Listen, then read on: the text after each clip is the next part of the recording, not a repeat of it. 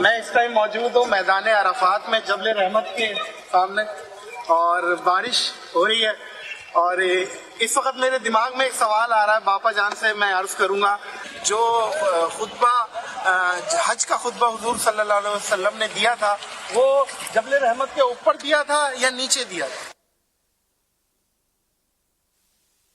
سبحان اللہ.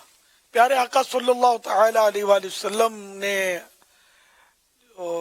حجت الوداع آخری حج فرمایا تو اس میں یہ کہ اونٹنی پر بیٹھ کر خطبہ ارشاد فرمایا تھا. حج فرض ہونے کے بعد ایک ہی حج فرمایا، وہی حجت الوداع تھا. اونٹنی کے اوپر بیٹھ کر آپ نے خطبہ ارشاد فرمایا، اوپر جبل رحمت کے اوپر نہیں، جبل رحمت کے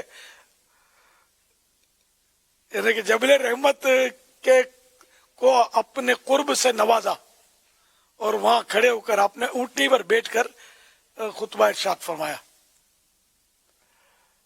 صلو علی الحبیب صلی اللہ تعالی علی محمد.